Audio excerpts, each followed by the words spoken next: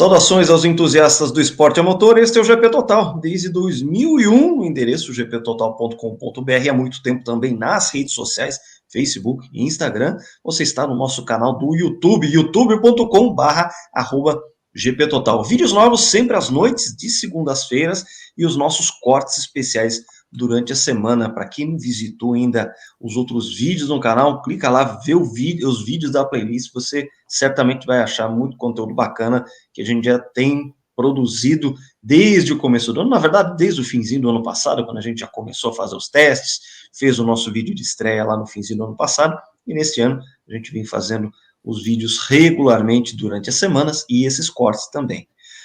Pauta de hoje, Grande Prêmio da Holanda, um verdadeiro massacre de Lando Norris contra Max Verstappen, uma coisa que a gente jamais ia imaginar no começo da temporada, ainda mais vindo de um 2023 em que o massacre, quem promoveu foi o Max Verstappen, e muito bem, um holandês que perdeu na Holanda para o time laranja. Foi isso que aconteceu na minha companhia aqui, eu, Lucas Giavone, transmitido da minha querida Sorocaba, interior de São Paulo, tenho acompanhando meu querido amigo João Carlos Viana, da capital do Ceará, cujo nome jamais vou proferir, e o meu amigo Mário Salustiano, transmitindo diretamente de São Paulo. Nós dois aqui, cada um numa ponta com frio, João Carlos Viana no calor cearense, a capital do Ceará. Meu boa noite a vocês.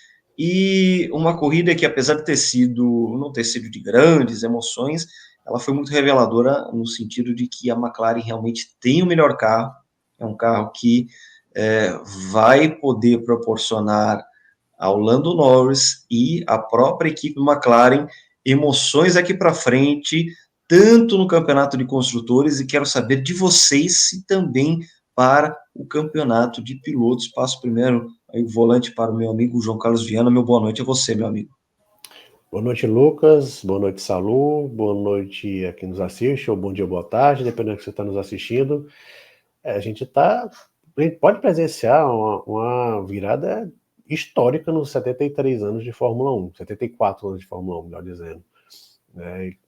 Eu ainda acho que o Max ainda tem um campeonato ainda nas mãos, mas já não tem, talvez, o controle total como ele tinha até alguns meses atrás. E não estou nem falando quando ele dominava, quando ele começou houve aquele equilíbrio, houve várias corridas com vencedores diferentes, com várias equipes diferentes vencendo, né? Ainda temos um bom número de 7 pilotos diferentes vencendo em 2024, e o Lando se tornou ontem o segundo piloto a ter mais de uma vitória, né? O Hamilton tem 2, o Max tem 7, e o Lando venceu pela segunda vez na carreira, e o que mais impressionou foi a forma, né? Foi uma vitória daquelas assim de encher de moral, enfática, não tem muito o que acrescentar, e na frente da torcida do Verstappen, né? Desde que Zandvoort voltou ao calendário da Fórmula 1 em 2021, o Max estava invicto com vitórias ao estilo que o Lando venceu nesse domingo, né? Vitórias acachapantes. A torcida neerlandesa lotou Zandvoort por suas acanhadas arquibancadas, né? O circuito de Zandvoort está na beira de sair do calendário novamente, é um circuito muito acanhado, você vê que até para os carros, até dentro da pista é acanhado, você vê que é uma pista muito estreita para os carros atuais, né? Os carros pareciam os Landau 73, e a torcida laranja vibrou, venceu, mas foi a laranja errada, né? Foi a laranja da McLaren que conseguiu a vitória, e com 23 segundos, a maior margem de vitória no ano. Também. E vitória vindo da pole. O Lando manteve a sua tradição de largar mal, mas ainda assim, 18 voltas já liderava a corrida. E o horizonte verstappiano não tinha mais nenhum carro laranja na sua frente. O único que eu vi de laranja era a torcida, mas o carro laranja do Lando não. Sim, meio de sinais que ainda faltam 9 corridas, fora tem 2 sprints no meio do caminho, e o Max eu acho, ainda está no controle, né? Mas assim, ele tem que ficar de orelha em pé, porque ele pode levar uma virada histórica, seria uma virada histórica nos 74 anos de Fórmula 1. Ele que chegou a abrir mais de 100 pontos, e de repente está a 70, mas a McLaren em viés, claro, de alta, e a Red Bull, acho que sofrendo de todos os problemas que a equipe teve. Um dos nossos primeiros vídeos, Lucas, você deve lembrar, a gente fez a Red Bull vai estar implodindo. A gente esperava essa implosão em 2025. Estava claro que toda aquela confusão da funcionário, o Helmut Marko não fala com Uhum. o Ou 26 Charles. trocando o regulamento, né? Alguma coisa nesse sentido. É porque naquele momento o Adriano estava de saída da equipe, né? O Adriano, teoricamente, iria ficar na equipe, né? E aí o Jos Verstappen briga com o Christian Horner, que quer levar para a Mercedes, que tem dinheiro no meio, o Toto Wolff chamando, fazendo um canto da sereia, mas o que a gente está vendo foi que a implosão veio muito antes do que a gente esperava. A Red Bull não desenvolve o carro como era esperado, o Adriano está fazendo falta no desenvolvimento do carro, e o Max tá. O Max não tem um aliado, né? O Sérgio Pérez, por que ter feito uma corrida mais ou menos decente nesse final nesse domingo, ficou muito longe de ser um fator de colocar pressão no Lando de alguma maneira. Em nenhum momento fez isso. E o Lando tem o Oscar Piastri, um piloto que anda próximo dele, apesar de que ele fez uma corridinha bem safadinha nesse domingo. Se ele tivesse ultrapassado se ele tivesse feito uma boa volta no Q3, que ele não fez, ele teria feito a dobradinha no grid da McLaren, ficou em terceiro, largou mal, ficou para quarta, a equipe errou na estratégia de novo. A McLaren tem também. A gente tem que olhar certos fatores. A McLaren está vacilando nas estratégias, isso está se repetindo. Isso pode ser um fator a favor do Verstappen, esse tipo de vacilo, esses pontos que a McLaren perdeu muitos pontos ao longo desse ano, e o Piastri chegou em quarto, mas tinha potência para chegar mais na frente, mas é um cara que tem potencial de tirar mais pontos ainda do Verstappen ao longo do ano. Então o Max tá assim, com o sinal amarelo ligado na sua cabeceira de cama lá da Kelly. Direto com você, meu amigo Mário, meu boa noite. E a mesma pergunta. A gente tem visto que o campeonato de construtores está em aberto e campeonato de pilotos. O que você acha? Olá, Lucas. Olá, João. Olá, amigos internautas. Eu, assim, em função do comentário do João, eu concordo com todos os pontos. O que eu quero só acrescentar, somar aqui, é que, bom, vamos lá, são 9 GPs. Vamos fazer um bolão aqui. Para mim, mais 5 GPs, a McLaren já assume a liderança dos construtores. Vamos Porque com os anotar no dois caderninho pilotos. aqui. Isso, pode anotar. Eu acho que antes, viu, Com rela- Luciano? Eu acho que até antes. Isso. Vamos ver, porque assim, você fez uns comentários bem pertinentes, João. O Pérez não está contribuindo com a Só um pontuação do detalhe campeonato aqui, do construtor. desculpa interromper, no México é daqui 5 corridas. Teremos Isso. Itália, Azerbaijão, Singapura, Estados Unidos, tá? E México. A gente vai ter Olha a. só, na casa do Tá? Sérgio Pérez, a Red Bull É. perder a liderança do campeonato. Eu Pois acho que eu acho que pede antes. é Tá regado a ironia, a pimenta mexicana, o que você quiser. Você vai muita botar a tequila. pimenta mexicana no molho da Red Bull. E muita tequila. Isso. Aí, a partir de ontem, o Max perdeu uma prerrogativa. Ele precisa, pelo menos uma ou duas corridas até o final do campeonato, chegar à frente do Lando Norris. Se hipoteticamente, se todos os GPs seguintes eles tiverem um resultado idêntico, ou seja, Lando primeiro, Verstappen segundo, o Verstappen vai perder o campeonato por 4 pontos. É só a gente pegar a pontuação que falta em 9 GPs, mais 2 sprints, que tem 74 pontos aí de diferença na jogada. Então, o Verstappen hoje, ele precisa, se a McLaren continuar com esse crescente, a gente vai ter uma, digamos, uma noção boa no próximo domingo, no GP de Monza, se ela continuar. E o Piastri fizer corridas melhores e a McLaren não sacrificar tanto ele do ponto de vista de estratégia, ele pode ser um fator, inclusive, que vai balançar a diferença para o Norris de uma forma decisiva, porque ele pode tirar pontos. Então, o Verstappen, pelo menos para mim, ele ontem ele correu até, na minha opinião, com a cabeça. Ele quando percebeu não dá, ele começou a poupar o equipamento.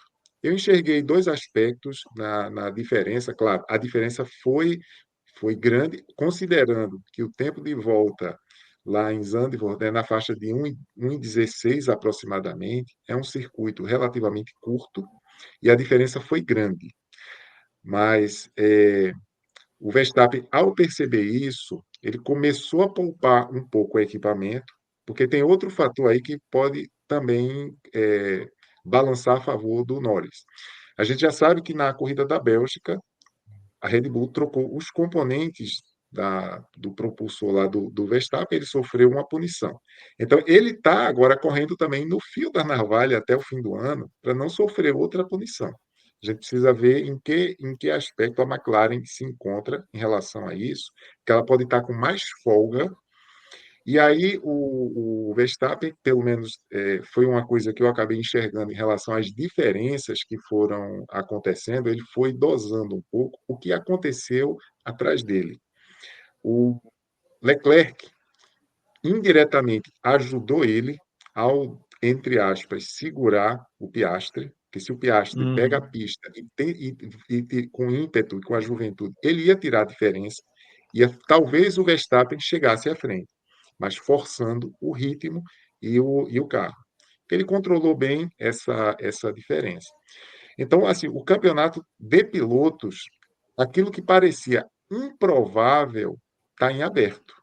Né? Ninguém, há 2 meses atrás, apostaria numa virada de campeonato, como o João já pontuou bem, será, se isso acontecer, uma virada histórica nesses 74 anos de Fórmula 1. Nunca um piloto abriu uma margem de pontuação tão boa na primeira metade do campeonato para sofrer uma virada dessa natureza sem nenhuma intercorrência externa desequilibrando o jogo. Né? A maior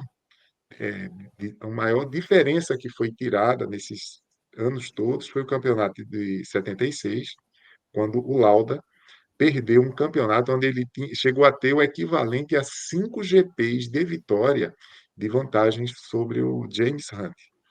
Mas houve o acidente na Alemanha, que foi um fator decisivo naquele campeonato.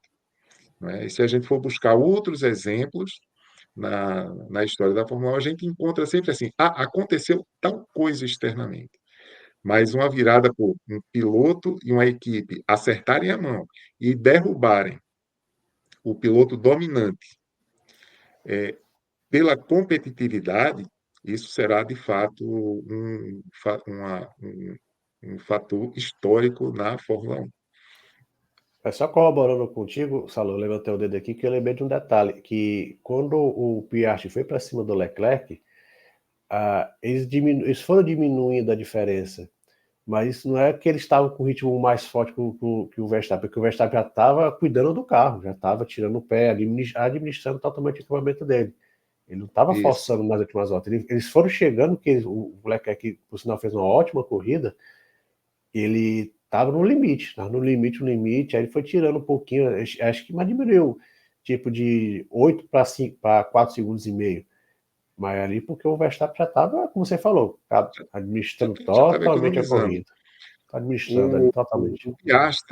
o Piastri, quando ele volta da troca de pneus, ele estava quase 11 segundos atrás do Verstappen. Então, quando a diferença. E aí eu comecei a acompanhar a diferença dele para Verstappen. Que no Leclerc, ele chegou rápido, mas o Leclerc também começou a chegar no Verstappen, mas quando chegou ali na casa de 5 segundos, mais ou menos, o Então, o Verstappen Verstappen começou a aumentar um pouquinho. Oi, é verdade. começou a administrar a coisa. Mas o Piastri, aí eu não sei o que aconteceu, eu acabei não dando uma pesquisada.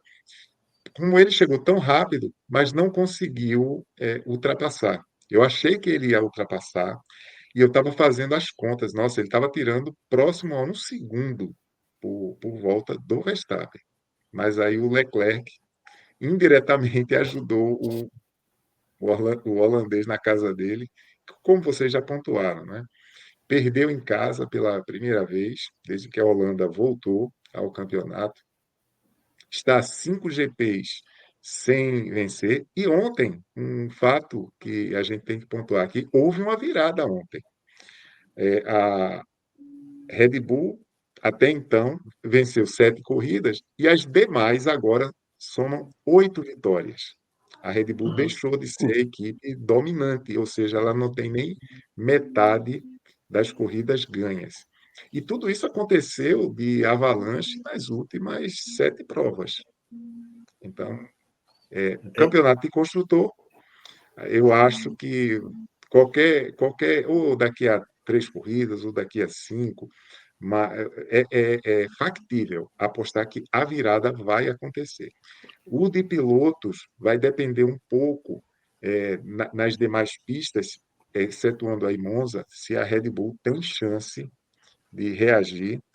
E eu fui um dos que, no início do ano, achei, não é? E cheguei a comentar aqui num dos nossos episódios, que eu achava que aquela confusão toda do Horner e tal, com a funcionária, não ia acontecer nada de tão grave na equipe. Não, implodiu.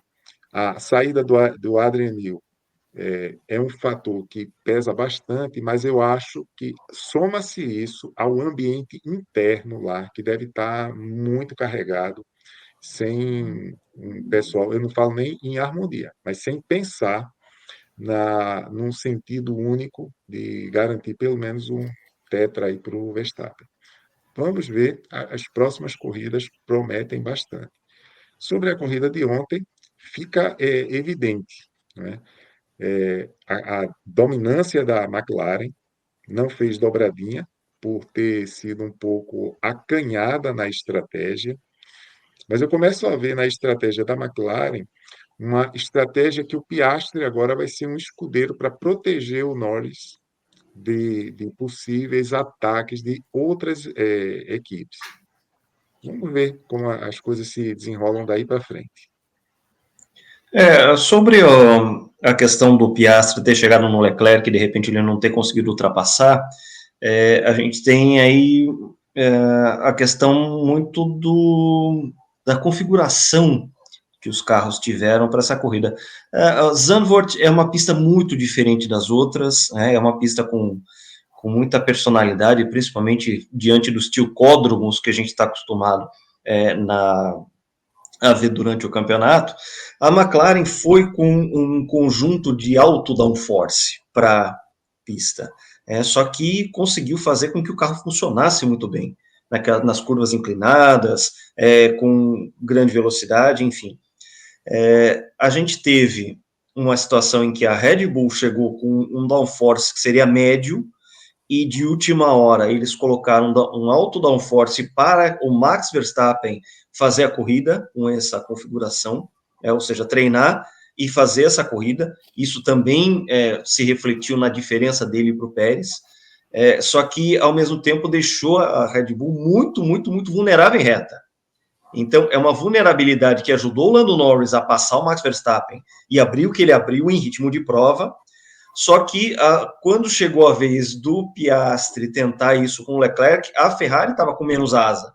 Ela estava com uma configuração com bem menos arrasto. Então, ela tinha mais velocidade e o Leclerc conseguiu se defender dos ataques. É claro que o Piastri tinha um carro com mais ritmo de prova, só que ele ficou preso atrás da Ferrari, consequentemente não chegou no Verstappen. O Leclerc não tinha carro para chegar no Verstappen, e o Piastri não tinha carro para ultrapassar o Leclerc. Inclusive, nesse fim de semana, a gente teve aquelas câmeras com um inclinômetro, né, para a gente poder ver até o grau de oscilação, né, o grau de inclinação das curvas, mas eu confesso para vocês que eu não gosto dessa câmera, eu preferia uma câmera fixa que realmente mostrasse o que o piloto está vendo de inclinação e não uma câmera que mirasse o horizonte e fizesse essa compensação. Achei uma coisa até meio enjoativa, assim, um negócio meio, um balanço meio de navio, assim. Eu achei uma câmera enjoada, tá? Não sei vocês, eu não gostei, eu queria até... Então, vocês comentassem, tem quem goste, a gente vê isso muito na MotoGP, porque as motos têm inclinações incríveis hoje em dia, mais de 60 graus de inclinação e tudo mais, mas assim, eu confesso que eu preferi uma câmera fixa ali, do que ficar balançando, ficava parecendo um balanço de navio, começou a me dar náusea essa câmera, eu não gostei nada disso. Mas enfim, a questão do downforce, inclusive, tem um pessoal falando que o downforce era até maior do que o que eles configuraram para correr o Grande Prêmio de Mônaco. Tanto a McLaren quanto a configuração do Max Verstappen. A gente pegou em algumas fotos, a gente vê foto de situação de corrida, Sérgio Pérez andando com muito menos asa do que o Max tinha, e que acabou sendo crucial. A gente poderia ter visto, caso o Verstappen tivesse uma configuração de menor arrasto, que a Red Bull fez isso de alto downforce para o Max, para tentar ver se ele conseguia salvar melhor os pneus, conservar melhor, enfim, acabou não dando certo e ele ficou vulnerável na reta. Se ele, de repente a Red Bull tivesse mantido a mesma configuração que ela teve com o Pérez, a gente ia assistir aquele duelo que a gente teve lá em 1983, Zandvoort, entre o Nelson Piquet e o Alain Prost, que o Prost tentava passar a BMW, o motor BMW abria muito na reta, tinha um top muito grande, ok, guardadas as devidas proporções, hoje a gente tem um malfadado DRS, que continua achando um atentado à isonomia do esporte, mas enfim, a gente ia ver um carro que era muito rápido se defendendo, e um carro que só tinha reta, um carro muito rápido de ritmo de corrida contra um carro muito rápido de reta, por voltas e voltas a fim, e um desfecho provavelmente indo para os undercuts da vida, alguma coisa relacionada às estratégias de pits. Mas vale pontuar isso aí. Agora, eu queria que vocês também falassem um pouco, vocês também ficaram enjoados com a câmera? Eu não gostei, não. Olha, eu não gostei também, não. Fala, Salô. não, eu ia falar o seguinte, dois pontos. O primeiro, eu também não gostei, mas mesmo com com a câmera fazendo toda aquela inclinação, nada que se compare à antiga configuração que Monza teve no paredão. Aquela curva, as duas, na verdade, inclinadas de Zandvoort, nem próximo chegam na inclinação da Monza, que correu até 59. Um segundo ponto a respeito da corrida de 1983, o Alain Prost, ele, na verdade, isso eu dei uma pesquisada para reavivar a memória, ele estava com problema de freio. Ele, quando bate em Piquet, ele só não sai da curva ali, na curva Tarzan, porque ele se apoiou no carro do Piquet. Quando ele vai e continua na pista e bate, o carro dele perdeu o freio, tá? Ele ficou danificado no acidente, sim, mas o dano que fez ele cometer aquele erro crasso foi um problema de freio que ele vinha tendo no Renault. Enfim, essa configuração de pista que o pessoal quer imputar alguma emoção, aí soma isso à câmera, realmente deve ter quem goste, eu não estou aqui criticando quem gosta, mas eu particularmente me somo a vocês dois. Acho aquilo de um artificialismo absurdo. Seria melhor, com os recursos tecnológicos atuais, a gente ter uma noção mais clara do que um piloto de fato está vendo e não se produzir esses balanços para criar imagens bacanas. Próximo assunto de pauta, a própria Ferrari, né, que teve uma corrida aí com um pódio para o Leclerc, uma corrida muito mais discreta por parte do Carlos Sainz, mas ainda assim muito melhor do que a Mercedes, que chegou lá atrás, né, gente? Teve aí uma uma situação de corrida em que eu estou aqui com os números, o Russell ele chegou 44 segundos atrás, o Hamilton 49 segundos atrás do vencedor Lando Norris, uma equipe que vinha de uma crescente, venceu corridas, vinha com... a gente até pode falar da própria vitória do George Russell, que foi caçada por causa do underweight, né?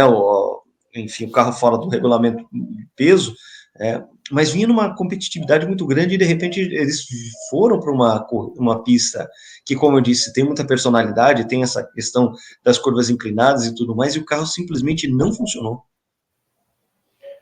Eu acho que o que chama muita atenção, e é um pouquinho o que acontece com Mercedes e Ferrari. Depois da corrida, o Charles Leclerc falou: olha, a gente tem que entender por que andamos tão bem no domingo. Porque a Ferrari sofreu muito a classificação da Ferrari. O Carlos Sainz não foi nem por Q3. Né? E o Leclerc tomou quase um segundo do Lando Norris. E de repente ele faz uma baita corrida. Acho que eu coloco um dos destaques da corrida o Charles Leclerc. E o Carlos Sainz ele foi uma coisa bem decente. Ele lá em 12º e em décimo chegou em quinto. Na frente ultrapassou o Sérgio Pérez, chegou na frente da Mercedes, né? Mas isso também explica porque essas duas equipes que têm tanto potencial, não deslancham. Eu acho que eles, quando acontece um bom resultado, eles nem sabem por que aconteceu. É tipo a Ligier 79. Dizem que a Ligier 79 começou daquela forma dominante, e depois caiu e dizem, porque vocês eram corridas tão boas? Porque não sabe, nem sabe o que aconteceu. Então a Ferrari e a Mercedes tá assim, ainda parece muito perdidas. Você vê que a McLaren já está num nível de engenharia que é outro detalhe, né? A McLaren trouxe atualizações grandes para essa corrida. E todas as atualizações que a McLaren traz dão um resultado muito grande de forma imediata. A Ferrari, depois da vitória do Leclerc em Mônaco, levou uma atualização para a Espanha e está mais perdida que segue tiroteio. Então, eu não posso falar algumas coisas, algumas comparações, melhor não. Então... As metáforas do Ceará são maravilhosas, mas 98% são impublicáveis. Elas não podem constar no nosso canal aqui. Melhor não. Derruba vídeo e tudo não. mais. Elas são espetaculares, mas assim, vamos ficar no Segue Tiroteio, que tá bom para dar encaixe no contexto. Então, assim, eu acho que o problema maior dessas duas equipes é isso. A Mercedes vem de 3 vitórias em 4 corridas, inclusive uma dobradinha aqui, né, com a desclassificação do Russell não se concretizou de fato, de direito, né? De fato teve, mas direito não teve. Mas a impressão que fica são que as duas estão perdidinhas.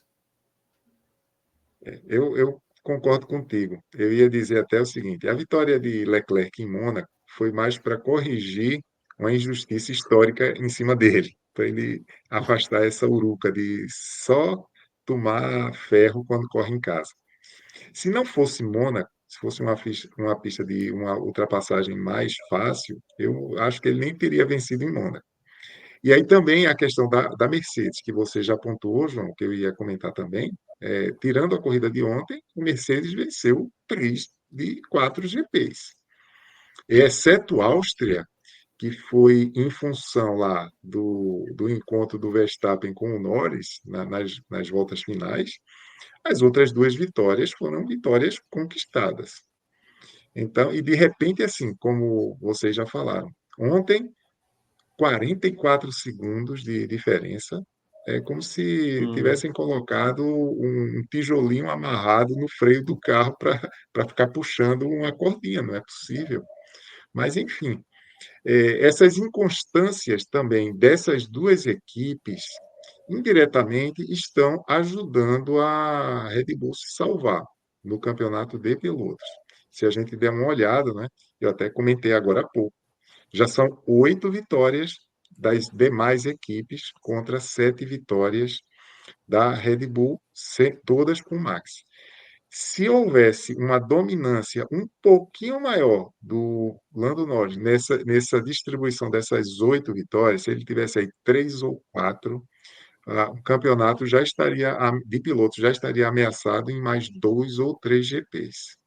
mas vamos ver que ainda são 9 pela frente.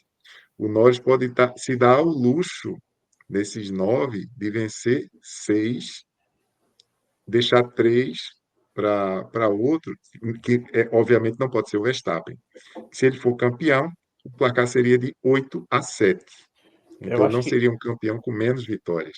eu acho que uma coisa que a gente tem que ver é que o Verstappen ele já está com casca meio grossa, né? Desde 2021 está sempre brigando pelo título, estão vencendo e o Lando Norris é a primeira vez que está nisso. Então a gente tem que ver muito o comportamento, a postura do Lando Norris em certas situações, não apenas de vencer, mas como é que ele vai se comportar num momento de altíssima pressão, de repente tem que vencer aquela corrida, tem que também.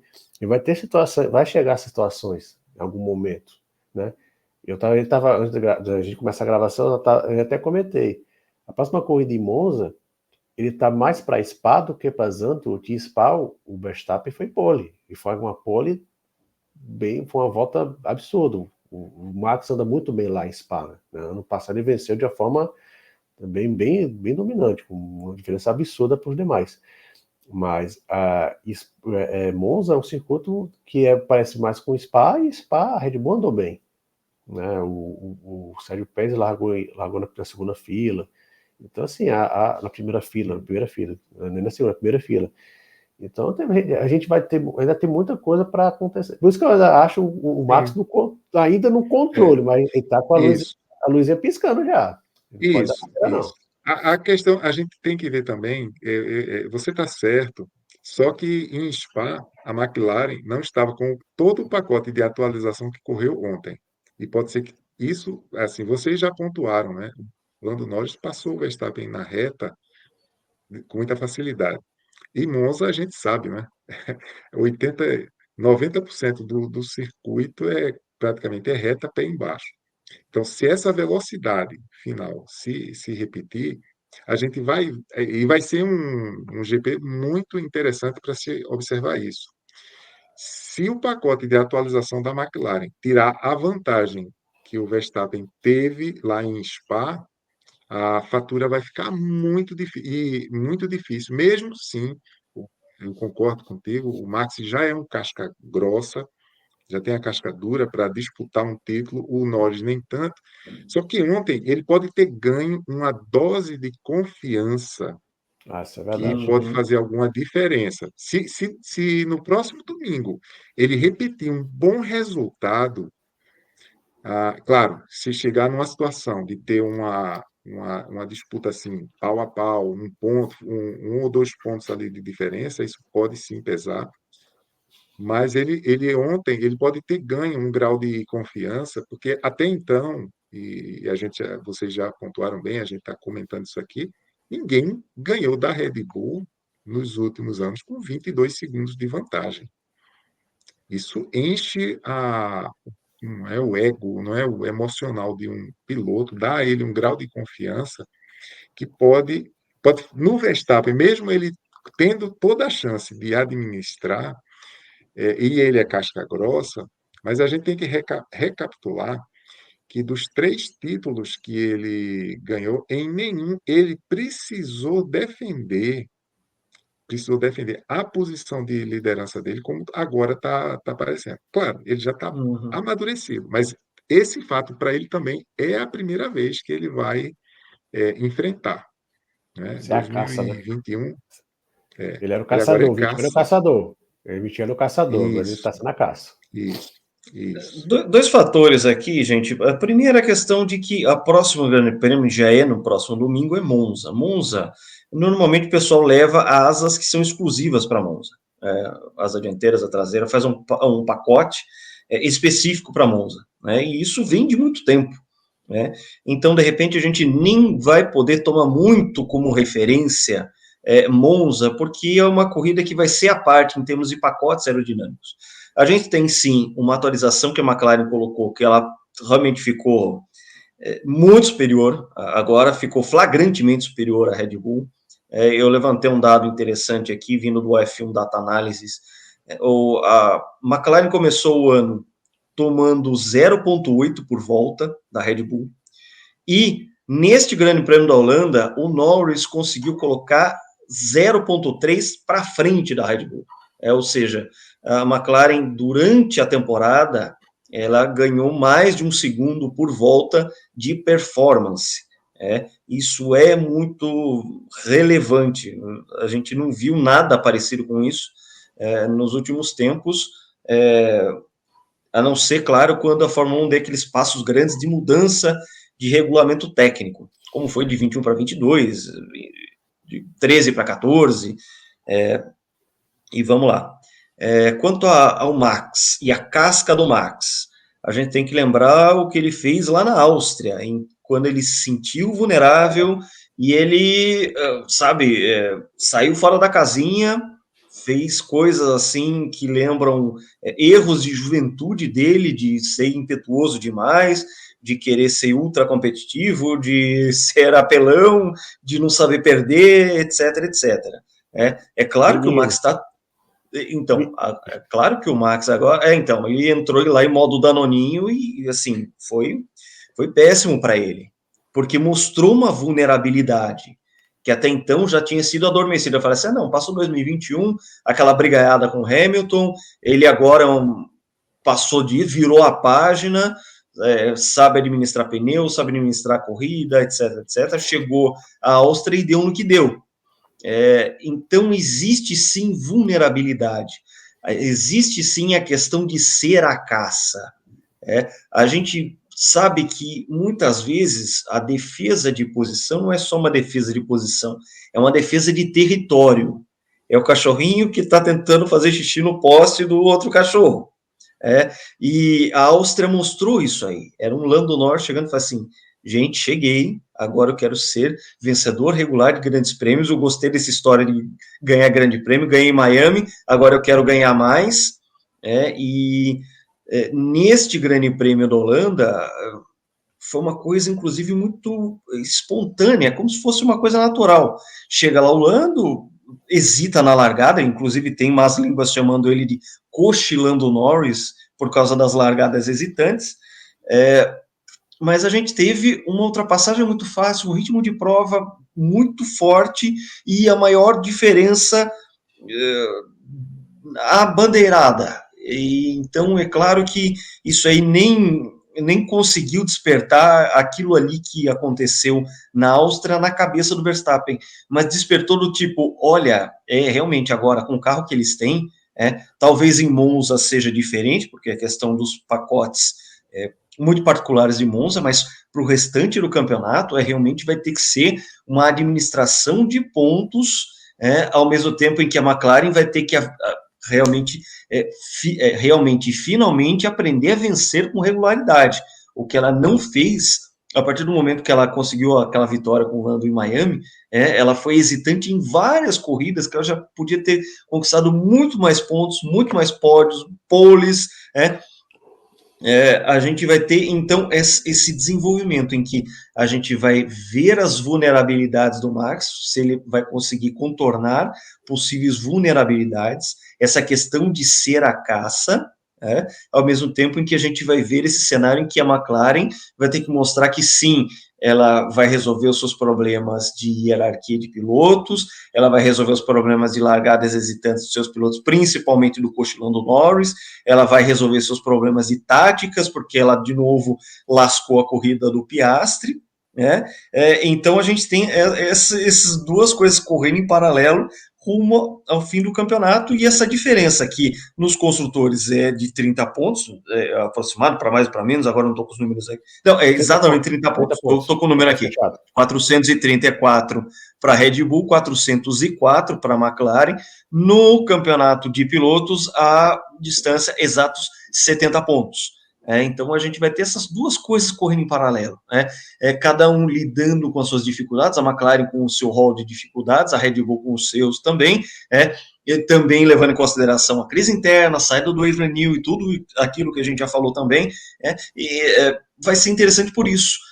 Cada um tem as suas forças e as suas fraquezas de uma maneira muito explícita. E isso vai ser interessante nesse molho, porque ainda tem bastante campeonato a ser disputado, Tem as outras equipes aí que de repente podem também ser fator surpresa de embaralhar as coisas. Na própria Red Bull, a gente coloca também o Sérgio Pérez como uma fraqueza, porque ele é um cara que não vai poder fazer o que ele fez em 2021, por exemplo, de atrapalhar às vezes o caminho do Hamilton, enquanto o Max Verstappen conseguia a vitória, né? As defesas de posição que o Sérgio Pérez conseguia lá em 2021. Então a gente tem um campeonato em que a gente tem fraquezas de um lado, fraquezas do outro, virtudes de um lado, virtudes do outro, e uma diferença que, de qualquer forma, vai diminuindo prova a prova. A gente vai ter isso até o final, nas corridas finais da temporada. Mas, É isso. acho que chama Você atenção. falou até da atitude. Não vamos esquecer o que aconteceu na Hungria, né? Que o engenheiro do Verstappen pediu para ele parar de ser um infantil adolescente. Quando Então, ele começou a dar aquelas reclamadas, aí disse, Max, Mas para, por outro lado, para de ser infantil. por outro lado, nessa corrida me chamou muito a atenção a insegurança dos engenheiros da McLaren. Ora, vamos para o plano A, para o plano B. O que você acha do plano A? O que você acha do plano B? Eu acho que demonstrou também muita insegurança. Como o Lucas falou, a McLaren é uma equipe de glórias, de grande tradição, mas isso já não acontece há muitos anos. O último título da McLaren de construtores foi em 2007, foi 98, e o último time de pilotos foi em 2008. É isso, massa deixar, né? Então já tem. Então é uma equipe que tem tradição, mas não está acostumada a ser uma equipe vencedora. Não é aquela vencedora eventual, como ela venceu em 2021 na Itália, mas está na briga toda a corrida. Mário, alguma coisa a acrescentar? Vamos avançando a pauta aqui. Vamos avançando. Vamos lá. A gente teve ali como as últimas duas colocações a equipe Sauber. A gente tem visto entrevistas de Valtteri Bottas falando que ele é um cara hoje relaxado, que ele tentava se colocar como um piloto muito mais profissional em sua época de Mercedes. Hoje ele fica aí com seus mullets, seu bigodão, bike, bumbum de fora, mas um carro que tomou 2 voltas no Grande Prêmio, né? O Bottas e o Joe, eles ficaram nas 2 últimas colocações, a gente não teve abandonos para a corrida.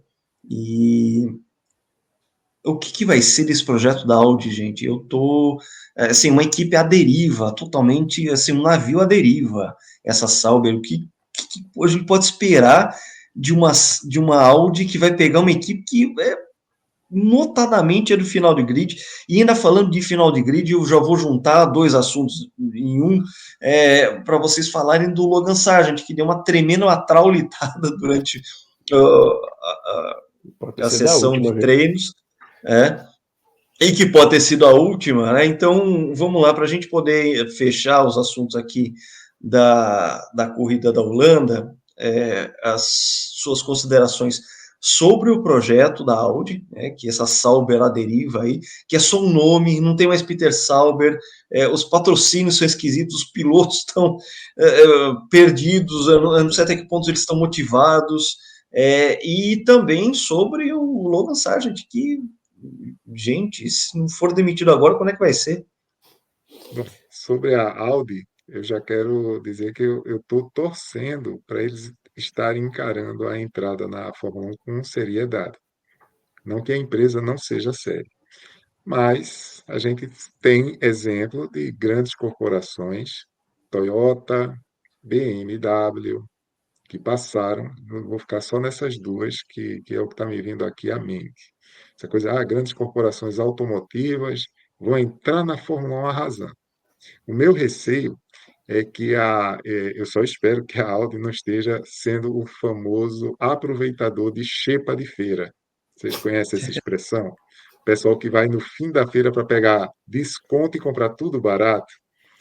Putz, a Sauber está tão baratinha de comprar, vamos aproveitar, vamos comprar esse pacote aí, está muito legal a promoção, mas sem um pacote técnico por trás disso que garanta uma virada dessa chave, eu não digo nem no primeiro ano, mas tá, eu vou ser muito, mas muito otimista, dizendo o seguinte: isso precisa virar em 5 anos. É muita coisa. Do ponto de vista hoje de evolução de Fórmula 1, quem precisa investir seriamente precisa de um tempo aí de aproximadamente 3 anos. Então, sobre a Audi, para mim ainda paira essa questão, tá, que vai ser fundamental para saber se eles estão entrando de fato com uma vista lá na frente de se tornar uma grande potência. Com relação ao Logan Sargent, não tem muito o que falar. A demissão de Logan Sargent vai deixar o funileiro da Williams muito triste, porque eu vi hoje que custou apenas 1.700 e poucos mil dólares o prejuízo que ele deu à equipe no fim de semana. Isso me faz lembrar uma piada, eu não vou aqui estender toda a história, mas teve uma briga do Abílio Diniz com o grupo Cassino, e essa briga está na biografia do Abílio, que se alguém quiser conferir, eu não estou tirando isso da cabeça. Gerou 500 milhões de reais de honorários aos advogados. E quando se chegou num consenso, o Abílio brincou dizendo que a única pessoa que estava triste naquele dia que o acordo foi selado era a banca de advogados que ia deixar de receber a mesada. Então, no caso do Logan Sargent, quem vai ficar triste com a demissão dele, vai ter quem vai ficar, que é o funileiro da Williams, cara. O cara vai perder o emprego junto com ele. É, Mas não, agora, falando sério, esse cidadão, ele não. O tempo dele não devia nem ter começado, com todo respeito à pessoa dele. Mas o tempo já passou, a Williams já devia ter outro piloto naquele assento, pelo menos para parar de estar com uma conta tão alta nos reparos que ela está tendo. sobre a Audi, a primeira coisa que eu fazia, eu trocava os dois pilotos, né? Começa daí. Eu acho que tem um momento que estava Bottas e Ricardo brigando pela 15ª posição. Aí foi instantâneo. O que esses caras estão fazendo aí na Fórmula 1? Né? Falando, o Ricardo tem nada a ver com a história, mas entrando no contexto, né? Então, o Williams está na cara que ele é um piloto também sem muitas condições de estar na Fórmula 1, está ali por causa dos patrocinadores da família dele, que é uma família milionária na China. Mas são dois pilotos que um não era já é pay driver, já era para ter saído, e o outro já passou o tempo faz tempo, né? Mas eu percebo, o Salu, que pelas contratações que estão sendo feitas, né, o Whitley, que veio da Red Bull, né, a gente está falando da implosão da Red Bull, um dos nomes que saiu de lá foi o Jonathan Whitley, né, e está indo para a Audi. Tem o Mattia Binotto, o Binotto ele tem suas qualidades, né? A gente só lembra das presepadas da estratégia da Ferrari quando ele estava por lá, mas ele tinha essas qualidades, né? A Ferrari deu uma subida com o Binotto, mas foi a subida até que um certo ponto. Depois só foi presepada em plano B, C, D, até o alfabeto que tiver, né? De letras no alfabeto, né? Mas eu acho que é um projeto a longo prazo, mas ela vai pegar um pouco de terra arrasada, assim, a Audi. A Sauber hoje é terra arrasada, total, é uma equipe à deriva, última colocada, não marcou pontos, a única que não marcou pontos, a Williams mal e mal marcou pontos com o Albon, a Sauber nem isso, né? Mas então é um projeto de longo prazo, mas pelos nomes que estão vindo, né, então dá para ver que é um projeto sim a longo prazo, né? E o segundo piloto, um é o Hülkenberg, o segundo piloto já está, se falou até muito no Bortoleto, né? Que o Fernando Alonso foi visto conversando com a turma da Audi, não vou nem falar mais Sauber, né? A turma da Audi, né? Então seria muito legal o Bortoleto nesse projeto, porque a gente sabe que a Audi é uma empresa séria, multicampeã em Le Mans, American Le Mans Series, é um campeonato muito legal que tinha nos anos 2000. Então, eu acho que é um projeto longo prazo. Agora, eles vão ter muito trabalho. Isso aí, eles vão ter muito trabalho para fazer. Quanto a Logan Sargent, coitado, ele ter ficado um segundo ano já foi uma coisa inacreditável. Talvez seja o maior erro do James Vowles, que está fazendo um trabalho decente na Williams. Mas o maior erro, também está claro, foi ter mantido o Logan Sargent, é um piloto que não agrega. Quando a gente chegar em 2030, a gente verificar os piores pilotos dos anos 2020, eu acho que dificilmente o Logan Sargent não vai estar aí. Destruiu vários carros, muitos erros, muito aquém do Alexander Albon, que é um bom piloto, o Albon, um piloto talentoso, mas eu acho ele um pouquinho superestimado. Eu acho, na minha opinião, eu acho um pouquinho superestimado, né? Não é essa Brastemp toda, né? Mas o Sargent, ele anda muito atrás do Albon, muito atrás, e pior, né? Bate muito.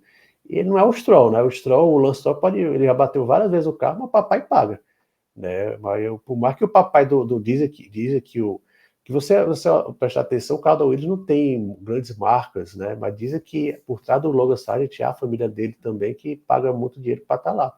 Mas não tem acho que o bolso do papai do Sargent não é tão fundo como do papai Stroll. Então acabou a paciência e e já fica a pergunta, né? Hoje estamos, já é segunda-feira, né? E se o site vai sair já na próxima semana. E muito se fala, domingo o André Kimi Antonelli completou 18 anos, né? Então já estaria apto a estrear. Então seria ele a estrear na frente da sua torcida em Monza. O Sargent já também ter sido o último erro dele na Fórmula 1. E aí, correndo por fora, tem nosso querido Mick Schumacher, que a gente tem que comentar um pouquinho, né? A Alpine confirmou o Jack Douglas como o segundo piloto, como companheiro de equipe do Pierre Gasly, e o Mick Schumacher, com o lobby do Jean Todt, lobby do Toto Wolff, não conseguiu dobrar o Flávio Briatore para contratar o Mick Schumacher. É que aquela história, muitas vezes quando você vai fazer uma contratação de um funcionário, um colaborador, vou dar uma ligada para o antigo patrão dele. Acho que o Briatore ligou para o Gunter Stein, né? O que você acha do Mick Schumacher aqui correndo? Eu acho que o Gunter Stein não deve ter dado boas referências, boas recomendações. Isso, faltou para boas referências. Mick Schumacher aí, aí vamos trazer aí vai transformar o Michael Durham, que foi a lenda da MotoGP, Mick Durham, pai do Jack Durham. Vamos fazer jus, cara. Tem um outro elemento aí que torce tanto pro Mick Schumacher, é o funileiro, cara. Se o Logan Sargent sai, o cara vai começar a acender vela pro Mick Schumacher voltar, que aí o emprego dele pelo menos se garante. Pois é, porque estão falando da Williams, se caso o Sargent seja realmente dispensado, eles estão falando no nome do Liam Lawson, que tá lá em stand-by no grupo Red Bull, para tudo que aconteça, né? Daniel Ricciardo rodar, Sérgio Pérez rodar, enfim. Estão falando no Mick Schumacher também, e aí é lobby total e direto do Toto Wolff para isso, e aí ano que vem é ano que vem, aí o Sainz e Albon, mas teria aí uma vaga tampão, uma vaga provisória até o fim do ano dentro da equipe Williams, caso seja realmente confirmada a demissão do Logan Sargent. Assim, vamos lá, gente, o exercício hipotético. Ele tomou pé na bunda lá. Tá, bunda a gente fala aqui. Tá. Logan Sargent, toma pé na bunda. Quem que vocês colocariam na Williams de imediato? Eu, se eu pudesse escolher qualquer piloto assim que estava disponível, eu trazia o Lawson. Meio que eu levantei o dedinho aqui, o Lucas, rapidinho do Salu falar. Rapaz, a rivalidade do Toto Wolff e o João é tão grande, até para colocar o piloto na Williams estão brigando, né? Que um quer o Mick Schumacher, outro quer o Liam Lawson. Eu acho que eu concordo com o João. Eu colocaria o Liam Lawson. Mas eu não sei porque o meu desconfiômetro me faz pensar que vão colocar o Antonelli. Porque já está tendo rumor que ele vai substituir o Hamilton na Mercedes. Dizem Isso que é vai ser. iminente. Diz que é iminente Então, o anúncio. diz que agora Monza, né? Pelas essas iminências, vão sair algumas confirmações de rumores. O Adrian Newey na Aston Martin, o Antonelli na Mercedes. E aí, Esse Grande Prêmio de Monza vai ser uma revelação de um monte de coisas, e a aparentemente, gente não né? pode, É um chá de Já é não pode, revelação. tradicional. é, Isso é um chá de e a gente não revelação, né? pode esquecer que tem uma carta importante aí que pode ajudar nesse aspecto. A Mercedes fornece motor para a Williams, pô. Aí basta o Toto Uhum. Wolff dizer assim, ó, pega aí uns 2 ou 3 GPs, a gente tá uma bonificação e você não paga, mas põe o garoto para correr, E o Voles, e aí, o Voles é pupila do Toto Wolff. Foi uma então, indicação do por, Toto Wolff para Williams, por para isso ser que eu o chefe da falei que o equipe. meu desconfiômetro me levaria a apostar as fichas nessa situação. O Mick O Toto Wolff Schumacher, virar e falar assim: mesmo olha, o Gênesis ficou maluco, é desconto para vocês, coloca meu piloto lá. isso, porque o Mick Schumacher, assim, para a Mercedes não existe nenhum benefício que possa acontecer, mas para a Mercedes o benefício do Antonelli correr o restante, são 9 GPs, né? Já pensou? Ele corre 9 vezes, ganha uma quilometragem que tecnicamente ele só iria começar a ter o ano que vem, se ele for confirmado, né? E os rumores estão muito fortes nesse sentido. Não, dizem que o que se fala bastante é que o André Kim Antonelli vai estrear na frente da sua torcida na próxima semana. É muito forte. Eu levaria o Lawson, né? Tá um negócio tão descarado que a William não tá atirando para todo lado, né? Aí o pessoal daí já vai logo, será que vai o Drogovic, o Bortoleto, o pessoal daquela pressão, mas para mim não passa desses três, É, não. Desses, eu não desses quero três. ser. Mas dizem que o Antonelli é o Eu favorito. temo que o Drogovic já tenha perdido o timing, a sua janela de Fórmula 1. Eu temo por isso. O Tá? Lucas, Ele é um ótimo piloto, uma ótima opção, mas eu temo muito ele ter perdido o timing de entrada de Fórmula 1, claro, pelas circunstâncias de não ter, dele ter tido o azar de ter pego a primeira temporada da história em que um grid se renovou no ano seguinte, exatamente da mesma forma, não teve dança de cadeira nenhuma, foi zero, né? Mas o meu temor é esse, que o Drugo, infelizmente, tenha perdido o timing de estar ali como uma das opções para vagas provisórias ou vagas definitivas para uma futura temporada. Tanto que tá essa questão aí de dispensa Sargent, o nome do Drugo nem está sendo ventilado. Isso Assim, para a Lucas, gente que está vendo essas movimentações de pessoas. Veja só, o Mick Schumacher está mais no radar do que o Drugo, o que, em termos o, de potencial, não faz sentido. Mas é o que está acontecendo. aí é que está. Eu vou ser um pouco até duro em relação ao que eu vou falar, mas é uma percepção que eu tenho.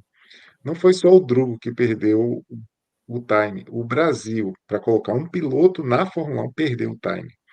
A gente fica aqui, a gente fica numa expectativa, ou como nós somos torcedores, né, raízes, e no sentido bom, é, com fundamentos de Fórmula 1, a gente gostaria muito de ver outro brasileiro no grid.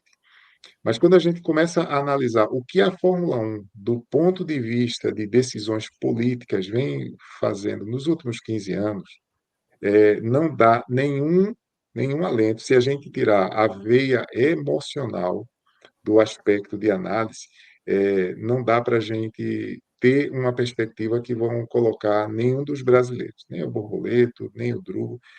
Isso aí é uma opinião pessoal minha, tá? Então eu não entro em juízo de valor. Isso é muito feito porque alguns veículos não têm a independência que nós temos, eles precisam alimentar a esperança das pessoas para que as pessoas gerem audiência.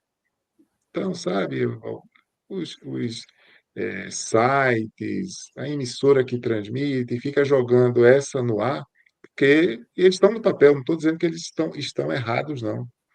Mas isso é muito mais para gerar engajamento e audiência, porque do ponto de vista do que a Fórmula 1 vem fazendo, a Williams, só para vocês terem ideia, eu acompanho também por conta das minhas atribuições profissionais, muitos jornais de perfil econômico, inclusive fora do Brasil.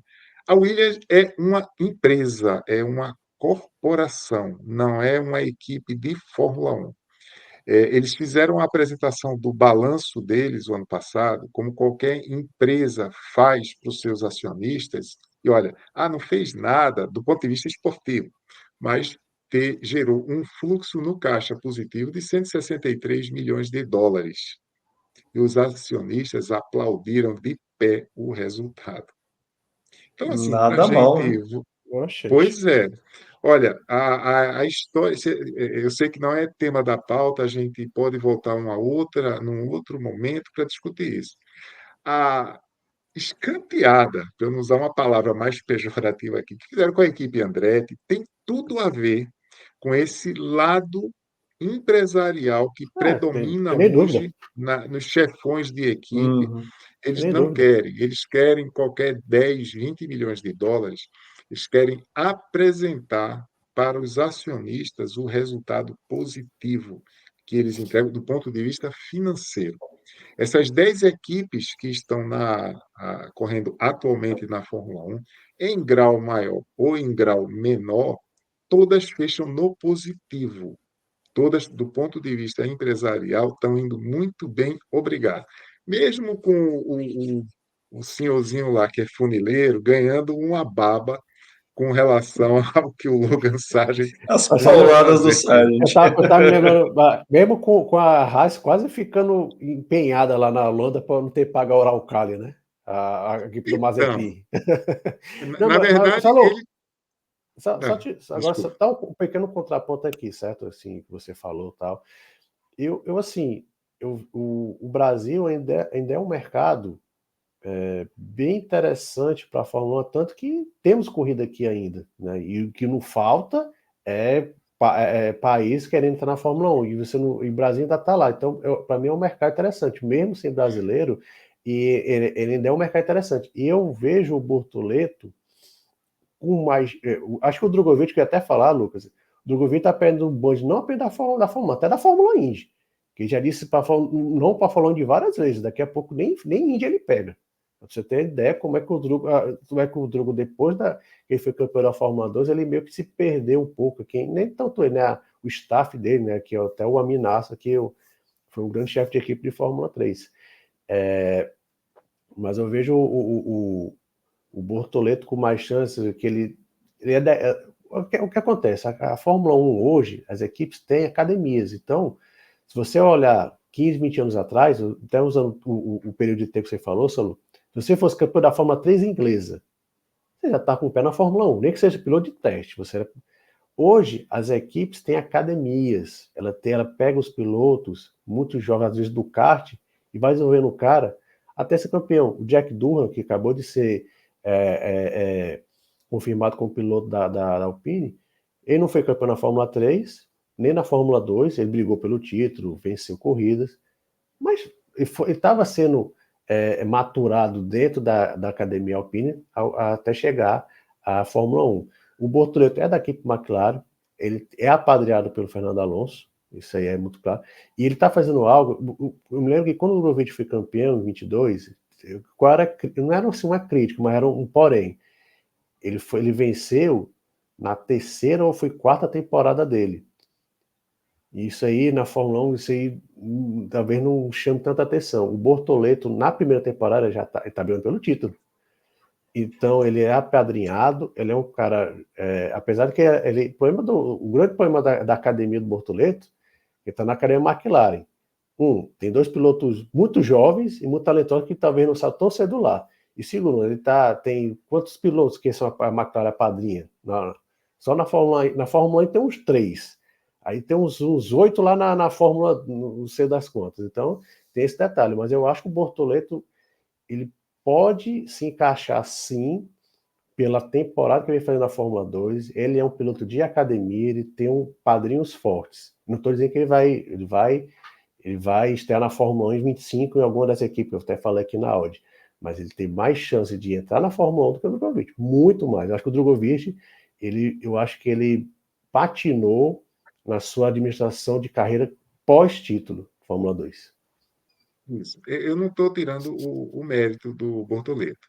Mas, João, olha, tem uma questão aí que eu vou puxar e trazer numa outra perspectiva de olhar. Sempre que essa questão de ter um piloto brasileiro vem à tona, sempre é discutido, não é? A gente discute aqui nos fóruns, outros veículos também. O Brasil é importante como mercado para a Fórmula 1. Então a gente volta, de uma certa forma, a pensar na Fórmula 1 como um negócio. Talvez se o Brasil desse sabe, capasse metade dessa audiência e os brasileiros dissessem, não, peraí, a gente não é produto. Porque, no fundo, a torcida brasileira virou um produto que Sim, desperta esse interesse. a torcida do Aí mundo acaba. todo, na verdade. Viramos consumidores, nem Então, torcedores, consumidores. não, mas olha, eu trabalho no varejo, eu não quero entrar nesse mérito aqui. Existem hoje mecanismos de a gente saber, inclusive por inteligência artificial, quem de fato é um consumidor potencial de quem é produto, que gera audiência e gera fonte de receitas que não é a venda direta do danado do produto. Em outro fórum, a gente pode discutir isso. E eu acabo vendo que o Brasil, nesse quesito, virou um produto. Outras audiências, vê só, tem países que pleiteiam a entrada na Fórmula 1, Oriente Médio, Ásia e tal, eles entram pela força da grana, pelo que eles pagam, mas Com não que os certeza. torcedores sejam produto, Las que é o Vegas que é um exemplo acontece aqui no claro. Brasil. Las Vegas é Isso. claro. E um outro eufemismo, que aí eu também tenho como opinião, é que a renovação na Fórmula 1 ficou muito restrita. Se a gente pegar um quadro dos anos 70, 80 e comparar com agora, a mudança de ciclos de carreira eram muito rápidas. Claro, eram outras épocas, eu não estou querendo dizer que lá era melhor. Hoje os carros são seguros, tem menos acidente. No passado, muitos acidentes promoviam essa renovação. Aí, assim, do ponto de vista estratégico, o que os dirigentes começaram a perceber que isso gera uma chamada audiência subjacente, essa história, a gente tem uma academia, estamos desenvolvendo A, B e C, e a gente passa 4, 5 anos numa expectativa de que, putz, ó, fulano, cicrano, vão entrar na Fórmula 1.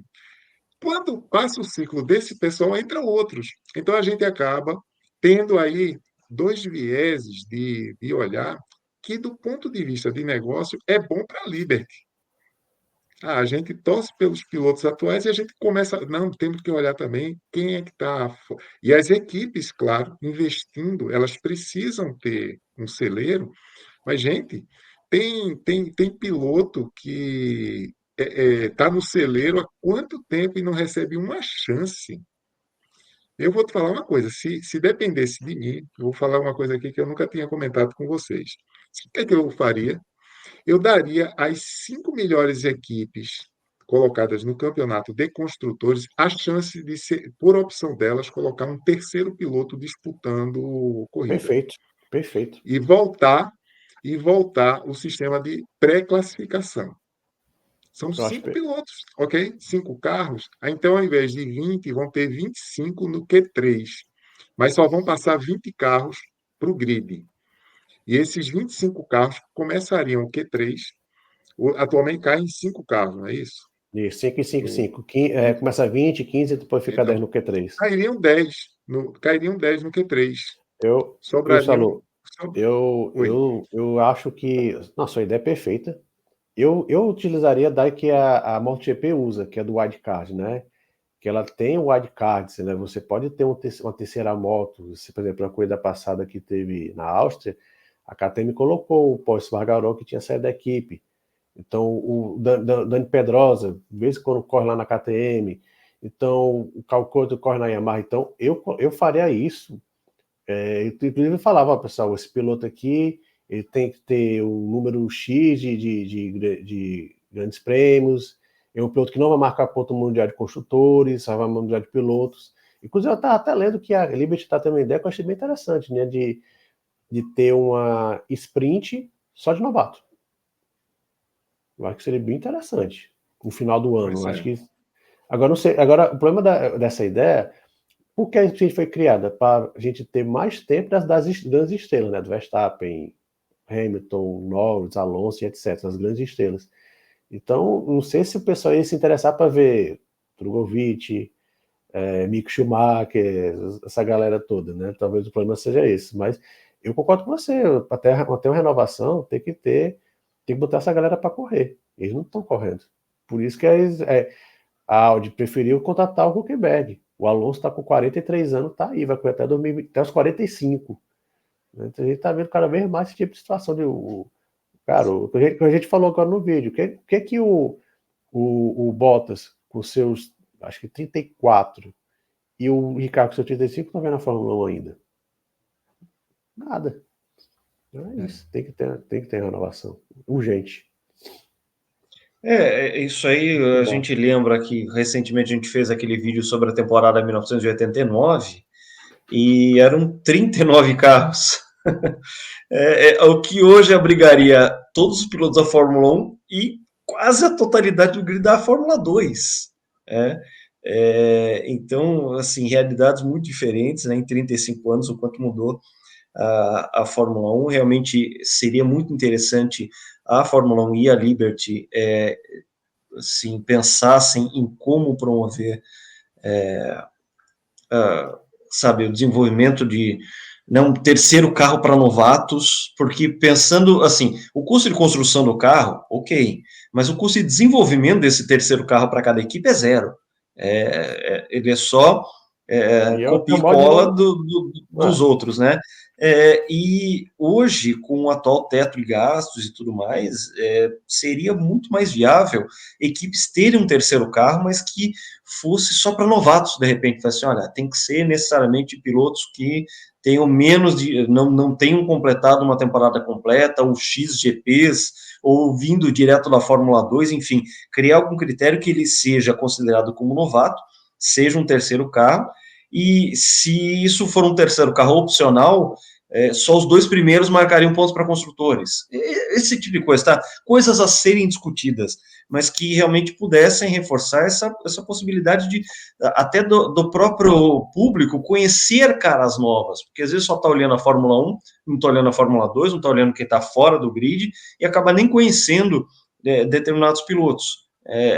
Ou seja, aumentar o número de personagens deste produto midiático chamado Fórmula 1. Acredito que seria interessante, sim, colocar, né, numa pauta uma discussão de falar assim, como promover mais pilotos a ingressarem na Fórmula 1, porque, ok, a gente já sabe o quanto o Alonso é bom, mas ele está com 43 anos. Quando é que vai ter essa renovação? Né? Então, fica aí também, de repente, até uma discussão futura aqui dentro do nosso canal, para que a gente possa também debater isso aí, mas com mais profundidade, que é o que a gente gosta de fazer aqui. Amigos, alguma consideração final aqui? Grande Prêmio da Holanda, estamos fechando a pauta? Acho que a gente já passou por tudo, agora vamos a Monza, pista totalmente diferente, e o Lando deu um baita recado para todos nós que acompanhamos, mas Monza é uma pista diferente, vamos ver. Como o Salu falou, se de repente o Lando vence novamente em caçar o Verstappen como encaçaponizando, o negócio lá na Red Bull vai se dar a luz vermelha. Eu não vou dizer que o Francisco Dias disse que era a luz vermelha que tem lá em Natal, mas pesquisa que você vai encontrar o que tem lá em luz vermelha lá em Natal, tem uma luz vermelha conhecida lá. É isso aí. Mário, suas considerações finais. Então, eu reforço o que a gente já comentou aqui.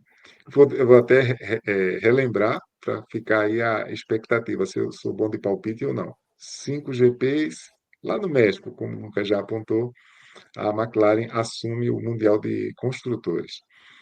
Se eu acertar, eu garanto a vocês, eu vou, num próximo programa, dizer quais são os números da Mega Sena do sorteio seguinte ao nosso programa. Não, Marcelo, guarda para a Mega Sena da virada, que já está perto do final do ano, guarda para a Mega Sena da virada, melhor.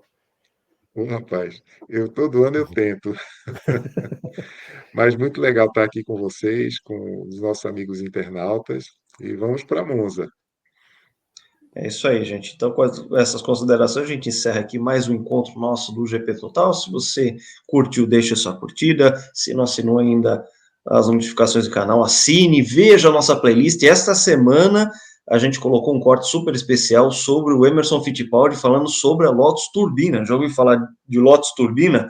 Sim, era uma turbina de helicóptero dentro de um carro Lotus, correndo na Fórmula 1, ele contando os detalhes sobre isso, os detalhes sobre a criação dos pneus slicks, ou seja, tem conteúdo bacana aqui para quem fica acompanhando a gente, e a gente espera que você esteja sempre aqui com a gente.